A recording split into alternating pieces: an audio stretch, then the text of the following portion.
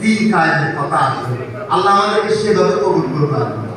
যে কথা বলতে চাচ্ছি না, যারা সত্যিকার ইসলামের বাহক, আমি আমাদের কথাই বলছি।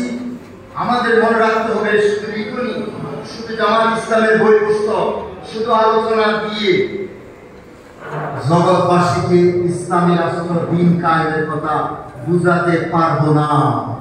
বরং এটা মানুষ বুঝবে এই পথে আগমান ব্যক্তি, নেতা, কর্মী, সমর্থকদের মূল্যায়ন করে মানুষ বুঝতে পারবে আসলে দিন কায়েম কি।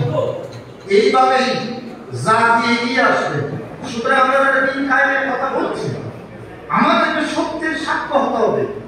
আমাদেরকে দিন কায়েমের ব্যাপারে মানুষ যেন বুঝতে পারে সত্যি এই মানুষগুলোর হাতে ক্ষমতা আসলে আমরা শান্তি পাবো। এটা মানুষকে বুঝতে হবে যে আমাদের দেখে, বই পুস্তক দেখে নয়, ম্যানিফেস্টো দেখে নয়, কোরআন হাদিস গবেষণা করে নয়, আলোচনা শুনে নয়। এই উদ্দেশ্যে আমি বলতে চাচ্ছি, ক্ষমতা যাদের মুক্ত নয়, 1000 বছর পরেও যদি দিন কায়েম না হয়, আমার আপনার কিছু আসে যাবে না।